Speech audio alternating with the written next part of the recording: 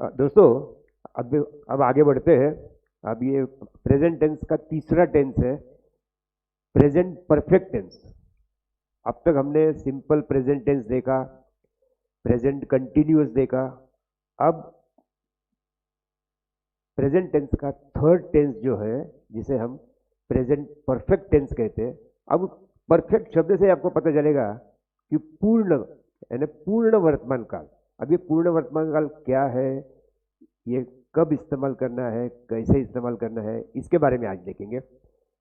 पहले तो ये जान लेते हैं कि ये टेंस का प्रयोग कब करना है। तो इसका रूल ऐसा है कि जो क्रिया हाल ही में, मतलब जस्ट नाउ पूरी हुई हुई है, ऐसी क्रियाओं को दर्शाने के लिए इस काल का प्रयोग किया जाता है। मैं आप कहेंगे जस्ट नाउ मतलब, अब जैसे हम कहते हैं कि मैंने उसे खत लिखा है, मैं उसे मिला हूं, मैंने ये किया है, वो किया है, मतलब अंत में किया है, ये शब्द अंत में आते हैं। तो इससे हमें पता चलता है कि ये प्रेजेंट परफेक्ट है, किया है, गया है, खाया है, लिखा है। तो इस तरह से जब अंत में ऐसे शब्दों का प्रयोग होता है, तब हमें इस टेंस का ज्ञान होता है। तो जैसे अभी इसका, अब ये टेंस का इस्तेमाल कब करना, उसके अंत में कौन से शब्द आते हैं, ये तो हमने जान लिया। अब इसका रूल क्या है। अब बहुत सारे बच्चे ये जो पर्टिकुलर रूल है, इसमें कंफ्यूज हो जाते हैं। कभी कभी तो पढ़े लिखे इंसान भी इसमें गलतियां करते हैं। तो मैंने तो ऐसे पिछले 38 साल में बहुत बार देखा है कि अच्छे खासे पढ़े लिखे नौजवान भी हैव और हैज में गड़बड़ करते हैं। तो आज हमें जान लेना है कि हैव का इस्तेमाल कब करना है, हैज का इस्तेमाल कब करना है। तो पहले तो प्रेजेंट परफेक्ट टेंस का रूल देखते हैं।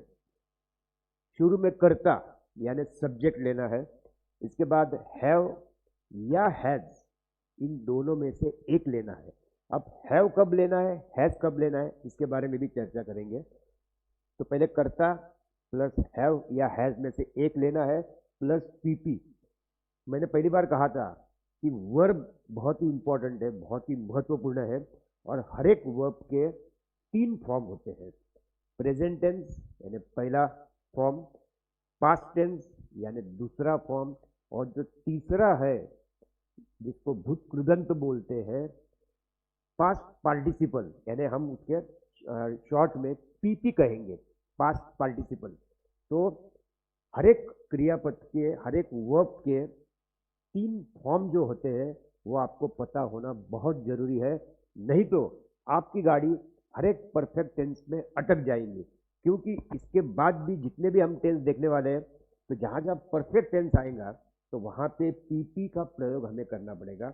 और तीसरा रूप अगर हमें पता नहीं होगा, तो ये नियम का ज्ञान होने के बावजूद भी हम उस टेंस का कोई भी सेंटेंस बना नहीं सकते, क्योंकि हमें उसका तीसरा रूप पता नहीं है। इसलिए हर एक क्रियापद के 3 रूप जो होते हैं, इसको जान लेना बहुत जरूरी है। तो देखते हैं, पहले कर्ता plus have has plus PP. अब हमने रूल तो जान लिया। अभी सबसे बड़ा महत्व का प्रश्न ये है कि हैव और हैज का इस्तेमाल कब करें। तो वहां पे मैंने एक चार्ट दिया है, वहां पे आप देख सकते हैं कि ही शी इट, यानी सबसे पहले लेक्चर में मैंने आपको बताया था कि ही शी इट यानी तृतीय पुरुष एक वचन, यानी third person singular. Third person singular he she it होगा तो ही हैज का प्रयोग करें, बाकी सब जगह पे हैव का प्रयोग होगा। तो ये आपको याद रखना बहुत ही आसान है। थर्ड पर्सन सिंगुलर में हैज, बाकी सब में हैव का प्रयोग करें। अब जो हमारा सेंटेंस है ये, कि राम ने खत लिखना। अब आप ध्यान से सुनेंगे कि जब हमने फर्स्ट टेंस देखा था, सिंपल प्रेजेंट टेंस, तो वहां पे हमने राम के खत लिखने का जो ट्रांसलेशन था, अनुवाद था, वो हमने क्या किया था कि राम एक खत लिखता है, मतलब हर रोज लिखता है। यही सेंटेंस फिर हमने प्रेजेंट कंटिन्यूअस में उसका अनुवाद किया कि राम एक खत लिख रहा है, मतलब राम का जो खत लिखने की जो क्रिया है राम की, वो अभी चालू है। और अभी हमने इसका अनुवाद कैसे किया कि राम ने एक खत लिखा है।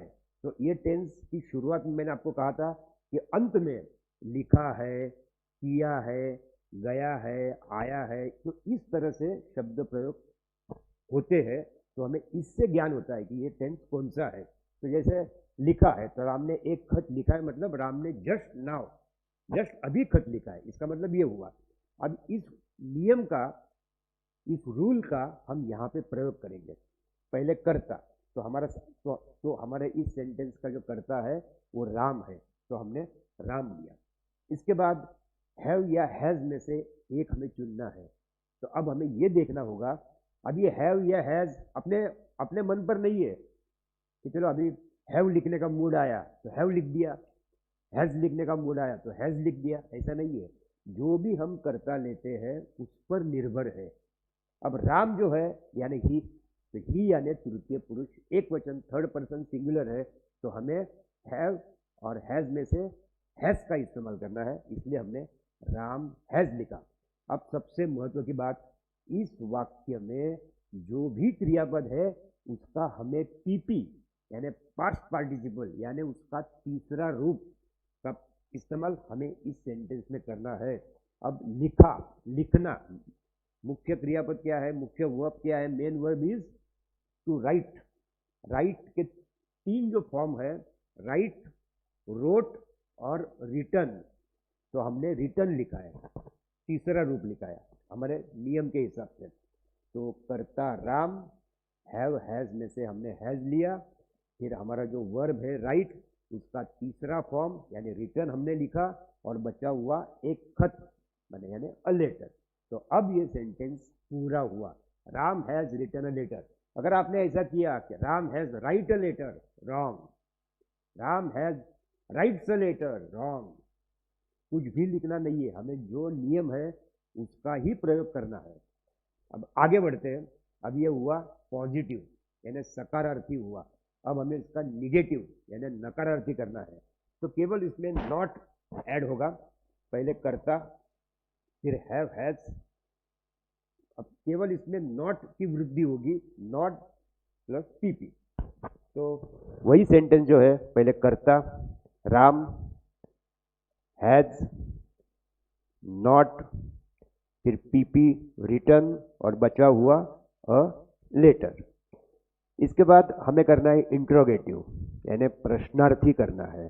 तो प्रश्नार्थी में इसके पहले के बहुत सारे लेक्चर में मैंने बताया कि कभी भी इंट्रोगेटिव की शुरुआत कर्ता से नहीं होती है, इसकी शुरुआत होती है सेकंड से। सेकंड में जो भी होता है, डू, डज, एमिजार, हैव हैज, ये जो टू बी के रूप है इससे शुरुआत होगी। यहाँ पे हैव हैज है तो हम शुरुआत करेंगे हैव हैज से। इसके बाद कर्ता कभी भी प्रश्न वाक्य में दूसरे स्थान पे आता है, जैसे यहाँ पे आया कर्ता। नॉट हम पहले से ही लेते नहीं है, इंट्रोगेटिव में आता है, लेकिन हम बाद में उस प्रकार के सेंटेंस हम बाद में देखेंगे। और बचा पीपी यानी पहले हैव हैज प्लस कर्ता प्लस पीपी। अब हमें देखना है कि हमारा कर्ता क्या है, राम है, हमने हैज लिया है, तो यहाँ पे भी हम हैव हैज में से पहले हैज लेंगे, फिर कर्ता राम लेंगे, फिर पीपी रिटर्न, और इसके बाद बचा हुआ अ लेटर। मतलब has Ram return a letter, मतलब क्या राम ने खत लिखा है, तो लिखा है, नहीं लिखा है क्या, इस तरह से ये टेंस हमने देखा। अब इसके हम कुछ सेंटेंस देखेंगे। जैसे ये पहला सेंटेंस है। अब जैसे मैंने आपको पहले ही बताया कि अंत में क्या आता है, लिखा है, गया है, खाया है, पूरा किया है, गाया है, तो इस तरह से अंत में शब्द आते हैं। अब उसी तरह से या जो भी सेंटेंस हम यहाँ देखने वाले हैं, सब में अंत में उसी प्रकार के शब्दों का प्रयोग किया गया है। देखते हैं, माया ने एक गीत गाया है, देखो आया गाया है। फिर राम ने इंग्लिश पढ़ाया है मतलब जस्ट पढ़ाया है। अब इसके जो वर्ब है उसके तीन तीन फॉर्म मैंने एग्जाम्पल के तौर पे यहाँ पे लिखे हैं। तो हमें सबसे लास्ट जो है तीसरा फॉर्म जो है उसका प्रयोग हमें करना है। अब देखते हैं, हमने माया ने एक गीत गाया है। अब यहाँ पे जो सब्जेक्ट है वो सब्जेक्ट है माया, तो हम पहले माया लिखेंगे। अब हमें ये देखना है कि माया तृतीय पुरुष एक वचन यानी थर्ड पर्सन सिंगुलर है क्या। अगर है तो हम हैज का प्रयोग करेंगे। तो माया यानी शी, तो ही she it third person singular है, तो हम हैज का प्रयोग करेंगे यानी माया हैज। अब इस वाक्य में जो वर्ब है गाना, मतलब गाना, केवल गाना नहीं तो कोई गीत गाना, उस हिसाब से गाना मतलब सिंग। सिंग के 3 फॉर्म जो है सिंग, सैंग, संग, तो हमें संग का प्रयोग करना है यानी माया हैज संग, और बचा हुआ एक गीत यानी अ सॉन्ग। अब हमें निगेटिव करना है। निगेटिव में पहले कर्ता लेंगे माया, इसके बाद हैव हैज में से ऊपर हमने हैज लिया है तो नीचे भी हम हैज का ही प्रयोग करेंगे, माया हैज। फिर नॉट, तो हम नॉट लिखेंगे,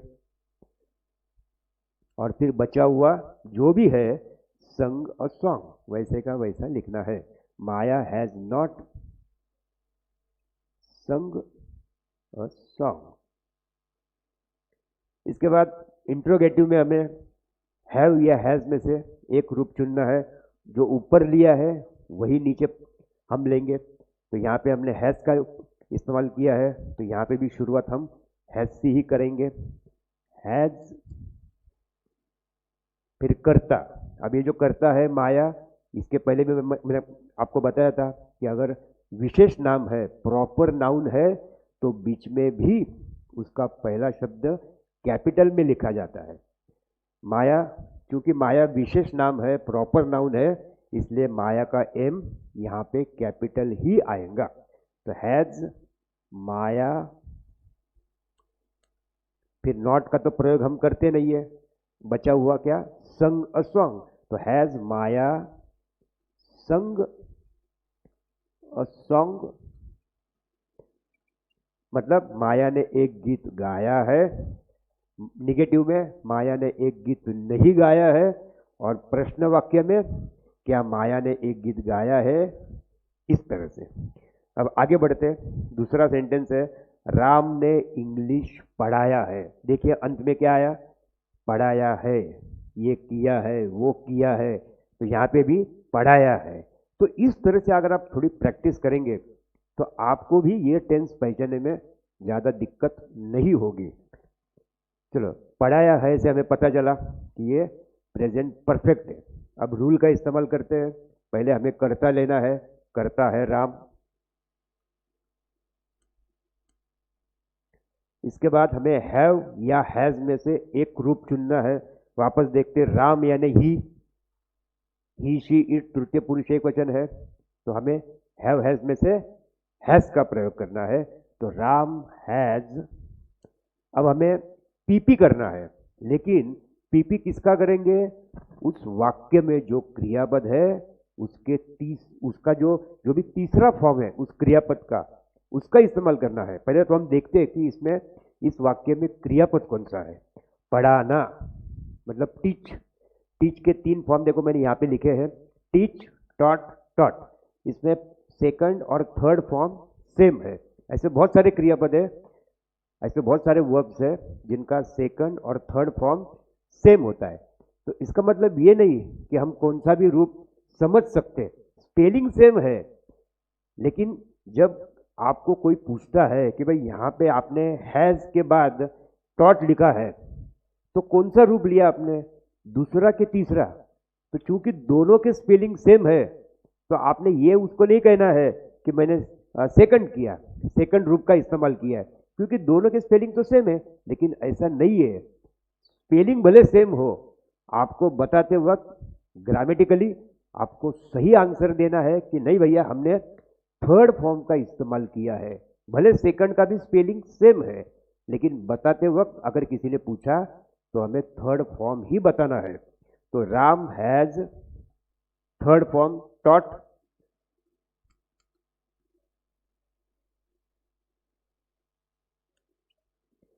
इंग्लिश, तो इंग्लिश भी विशेष नाम है इसलिए ई का प्रयोग कैपिटल में करना है। उसी तरह से निगेटिव सेंटेंस करने में भी आपको अभी कोई दिक्कत नहीं होगी। पहले कर्ता लेंगे जो राम है, इसके बाद हैव हैज में से हमने ऊपर हैज लिया है तो नीचे भी हैज ही आएगा, राम हैज। फिर नियम के हिसाब से नॉट, राम हैज नॉट। फिर पीपी यानी taught, Ram has not taught, बचा हुआ इंग्लिश। सेंटेंस हो गया, Ram has not taught English. अब इंट्रोगेटिव में पहले हैव हैज में से हम हैज का प्रयोग करेंगे, हैज। फिर कर्ता राम हैज, राम। नॉट का प्रयोग अब हम नहीं कर रहे हैं। फिर पीपी यानी पीपी क्या है, टॉट और बचा हुआ इंग्लिश। ये दोनों शब्द हम उसी तरह से लिख देंगे, हैज राम टॉट इंग्लिश। और अंत में प्रश्न चिन्ह यानी क्वेश्चन मार्क लिखना भूलना नहीं है। तो ये दो सेंटेंस हो गए। हाँ, अब आगे बढ़ते हैं। राधा ने मुझे डांटा है। वापस देखते हैं, अंत में शब्द देखिए डांटा है। जैसे इसके पहले हमने देखा लिखा है, दिया है, उसी तरह से डांटा है। अब डांटने के लिए इंग्लिश में क्या कहते हैं, स्कोल्ड। Scold, scolded, scolded. तुरंत आपके दिमाग में उस क्रियापद के 3 फॉर्म आ जाने चाहिए। अगर आए और आपको अगर रूल पता है तो कोई भी सेंटेंस आप बहुत ही आसानी से कर सकते हैं। तो देखते, अब हमारा रूल क्या है, पहले कर्ता लेना है, कर्ता है राधा। अब ये देखना है कि राधा के आगे हमें हैव हैज में से एक रूप चुनना है। इसके पहले 2 सेंटेंस में हमने देखा कि थर्ड पर्सन सिंगुलर है तो हैज, तो राधा भी शी में आती है, मतलब राधा थर्ड पर्सन सिंगुलर है। इसलिए हमें राधा के बाद हैव या हैज में से हैज का प्रयोग करना है। तो राधा हैज। अब हमें पीपी का इस्तेमाल करना है। हमारा वर्ब क्या है, डांटना यानी स्कोल्ड। उसका देखिए तीसरा फॉर्म है स्कोल्डेड, तो हम लिखेंगे स्कोल्डेड। Radha has scolded. तो राधा ने डांटा है। किसको डांटा है, किसे डांटा है, मुझे यानी मी, यानी राधा हैज स्कोल्डेड मी। पूरा सेंटेंस हो गया। अब करेंगे निगेटिव। निगेटिव में केवल ऊपर के रूल में केवल हमें नॉट को ऐड करना है हैज के बाद। तो पहले राधा, पहले सब्जेक्ट राधा, फिर हैव हैज में से हैज का प्रयोग करना है, फिर केवल नॉट की वृद्धि होगी, राधा हैज नॉट। फिर बचा हुआ जो है वैसे का वैसा ही लिखना है, राधा हैज नॉट स्कोल्डेड मी, यानी राधा ने मुझे नहीं डांटा है। अब प्रश्न वाक्य में यानी इंटरोगेटिव में पहले हैज लेना है जो कैपिटल लिखना है, यानी हैज। फिर सब्जेक्ट राधा, अपने नियम के हिसाब से हैज राधा। नॉट का प्रयोग हम करते नहीं है। फिर बचा हुआ स्कोल्डेड मी, स्कोल्डेड मी। और अंत में हमें प्रश्न चिन्ह करना है। तो इस तरह से हैज राधा स्कोल्डेड मी, मतलब क्या राधा ने मुझे डांटा है, इस तरह से। अब आगे चलते हैं, चौथा सेंटेंस देखते हैं कि अशोक ने पेड़ पौधों को पानी दिया है। अब अंत में देखते हैं, पानी दिया है, उसी तरह से डांटा है, लिखा है, गाया है, उसी तरह से पानी दिया है। तो पहले देखते हैं कर्ता लेंगे। तो कर्ता हमारा है अशोक। अब देखते हैं कि हैव हैज में से कौन सा रूप लिखना है। तो अशोक यानी ही, यानी तृतीय पुरुष एक वचन। तृतीय पुरुष एक वचन है तो हैव हैज में से हमें क्या लिखना है, हैज लिखना है। तो अशोक हैज, अब यहाँ पे हम एक फ्रेज का इस्तेमाल कर रहे हैं, इसके पहले भी ये फ्रेज का इस्तेमाल हमने किया था। अब फ्रेज है पेड़ पौधों को पानी देना।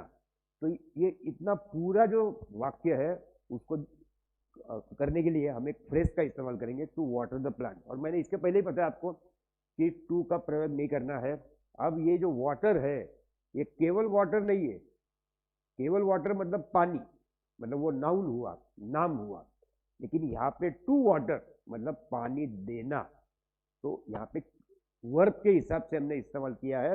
इसलिए वाटर के 3 फॉर्म जो है, वाटर ये पहला फॉर्म यानी वर्तमान काल का, दूसरा है वाटर्ड यानी वाटर को हमें खाली केवल ईडी लगाना है, और पीपी में भी यानी थर्ड फॉर्म में भी वही रूप होगा वाटर्ड। तो हमें तीसरा फॉर्म लेना है वाटर्ड, और बाकी का बचा हुआ द प्लांट्स उसी तरह से लिखना है। तो चलो देखते हैं। अशोक हैज, इसको इसका तीसरा फॉर्म वाटर्ड, केवल हमें इसे इसके पीछे ईडी लगाना है, तो हो गया तीसरा रूप। तो अशोक हैज इस तरह से, अशोक हैज वाटर्ड, बचा हुआ द प्लांट्स।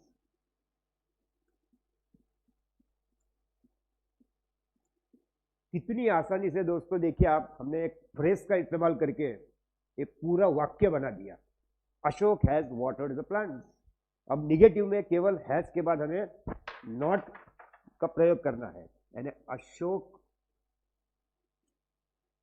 हैज नॉट, बचा हुआ जो भी है वाटर द प्लांट उसी तरह से हमें लिखना है। Ashok has not watered the plants, यानी अशोक ने पेड़ पौधों को पानी नहीं दिया है। और क्वेश्चन में ये जो सेकंड में जो भी फॉर्म है टू बी के, वो पहले आएंगे, यहाँ पे हैज आएगा पहले। अब चूंकि अशोक प्रॉपर नाउन है, विशेष नाम है, इसलिए बीच में अशोक का ए कैपिटल ही लिखना है, कैपिटल में ही लिखना है। हैज, अशोक नॉट का प्रयोग नहीं करना है, बचा हुआ वाटर्ड द प्लांट्स, यानी has Ashok watered the plants. अंत में क्वेश्चन मार्क करना है, यानी क्या अशोक ने पेड़ पौधों को पानी दिया है, नहीं दिया है, दिया है क्या, इस तरह से। अब आगे बढ़ते हैं। आशा सच बोली है, जैसे पानी दिया है, डांटा है, लिखा है, गीत गाया है, उसी तरह से सच बोली है। तो अभी सच बोलने के लिए भी एक फ्रेज का इस्तेमाल हम करेंगे, टू टेल द ट्रूथ, यानी सच बोलना, सत्य बोलना। अब ये टू का प्रयोग हमें नहीं करना है। अब जिस तरह से टू के बाद वाटर वर्ब था, तो उसके 3 फॉर्म हमने वाटर, वाटर्ड और वाटर्ड इस तरह से किया। उसी तरह से यहाँ पे जो टेल है उसके 3 फॉर्म जो है, टेल पहला रूप, इसके बाद टोल्ड दूसरा, और तीसरा भी टोल्ड, यानी टेल, टोल्ड, टोल्ड। तो टोल्ड का प्रयोग हमें हैज के बाद करना है। देखते हैं अभी आशा, पहले कर्ता लेंगे आशा, क्योंकि आशा शी मतलब तृतीय पुरुष एक वचन, थर्ड पर्सन सिंगुलर, इसलिए आशा के बाद हैव हैज में से हम हैज का प्रयोग करेंगे। आशा हैज। अब ये फ्रेज का इस्तेमाल हमें करना है, लेकिन इसी तरह से यहाँ नहीं करना है। हमारे नियम के मुताबिक हैज के बाद हमें ये जो वर्ब है फ्रेज की शुरू में, उसका तीसरा फॉर्म इस्तेमाल करना है, टेल का टोल्ड करना है, यानी आशा हैज टोल्ड, बचा हुआ द ट्रुथ।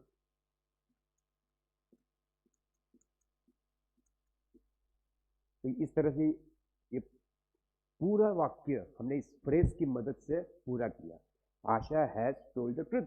निगेटिव में केवल नॉट का प्रयोग करना है, यानी आशा हैज नॉट, बचा हुआ टोल्ड द ट्रूथ, उसी तरह से लिखना है, has not told the truth, यानी Asha has not told the truth, यानी आशा ने सच नहीं बोला है। और प्रश्न वाक्य में जो सेकंड में है टू बी के फॉर्म वो शुरू में आएंगे, यानी हैज, उसके बाद जो पहला है सब्जेक्ट वो बीच में आएगा। अब आशा जो है विशेष नाम है, प्रॉपर नाउन है, तो बीच में भी आशा का पहला वर्ड कैपिटल आएगा। ये मैं बार बार रिपीट क्यों करता हूं, इसलिए ताकि आप भूले नहीं। हैज, आशा, नॉट का प्रयोग नहीं करना है, बचा हुआ told the truth, and has Asha told the truth, मतलब क्या आशा ने सच बोला है, सच बोला है, नहीं बोला है, बोला है क्या, या तो क्या आशा ने सच बोला है, इस तरह से। अब लास्ट सेंटेंस देखते हैं, तूने एक चित्र निकाला है, अंत में देखिए निकाला है, जैसे सच बोली है उस तरह से चित्र निकाला है, मतलब निकालने की क्रिया जस्ट पूरी हुई है। अब चित्र, अभी यहां पे हम एक वर्ब का इस्तेमाल करेंगे, चित्र निकालना, इसे इंग्लिश में वर्ब है टू ड्रॉ। ड्रॉ के तीन फॉर्म देखिए, ड्रॉ, ड्रीव और ड्रॉन। ए और ई और ड्रॉ है उसको केवल अंत में एन लगाना है। अब देखते हैं टू मतलब यू।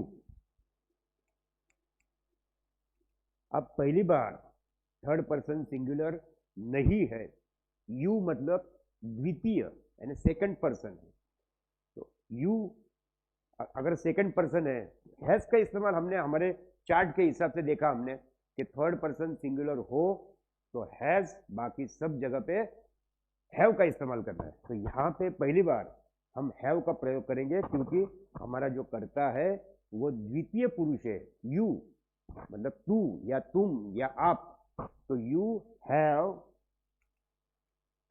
अब हमारे नियम के हिसाब से वर्ब का तीसरा फॉर्म का इस्तेमाल हमें करना है जो है ड्रॉन।